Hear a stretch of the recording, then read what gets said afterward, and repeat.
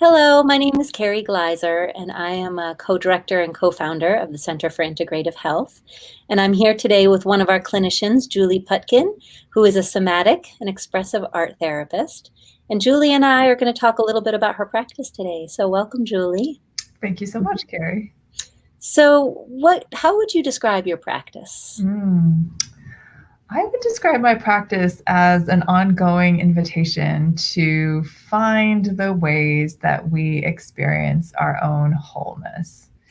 So with some clients, that's primarily a somatic process. I'm trained in somatic experiencing. That's a body-based trauma resolution modality. I'm also trained as an expressive arts therapist, which kind of moves intermodally between visual art and writing and movement. And I find that oftentimes where relief comes for my clients is in being to experience and describe their story in ways that are outside of their habitual consciousness, outside of their usual story.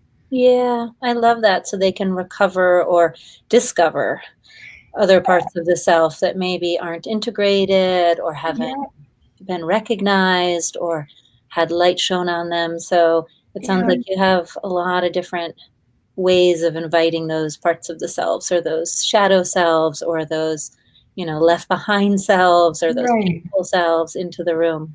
Right, and ways of amplifying resources that may have been present all along in somebody's life, but because other things are taking up a lot of their attention, they might not be aware of where their resilience is or who they can turn to kind of internally and externally for the resilience and the intelligence and the grace that they need to keep moving.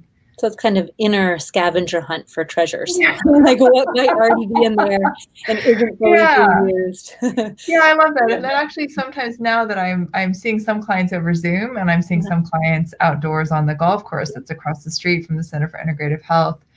Sometimes literally the sessions take on this scavenger hunt quality of like what in this landscape looks like something that reminds you of safety and wholeness and playfulness and connection, and then using that as a way to just learn how to orient in the world. I love that.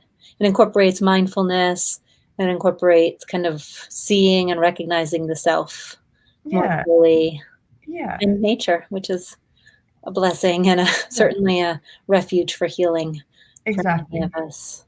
Well, that sounds lovely. Is there anything else you would like people to know about your healing philosophy or your life philosophy? Yeah, I think one of the things that's really important to me in my own life and also in how I work with clients is just to be really attentive to what the daily practices are that shape each day as a structure of possibility, a structure of discovery, and a structure of just like cultivating strength.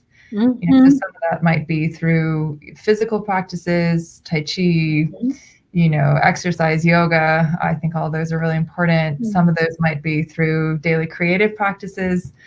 During COVID, I became a soul collage facilitator, which is an expressive arts modality that is really amenable to being a day-to-day practice. That sounds amazing. I love the name, soul. Yeah, it's pretty great. And it all of the above really, I think, give the therapeutic process a chance of actually getting some traction and providing a pathway to change so that it's not, one 50-minute session a week and then who knows what, and then another session. Right. It has to start to generalize and bridge in daily ritual or daily practice. And I find also that it helps people own their own healing process when they're engaged on their own time. Yes. And when people can come back and say, look what I discovered, look what I found, look what I'm discovering. And then it's a shared witnessing. Yeah. Well, that sounds lovely. Thank you so much for meeting with me today and explaining the practice. And if anyone wants to find Julie, please, you can contact her on our website. And be well, everybody. Thank you. Thank you.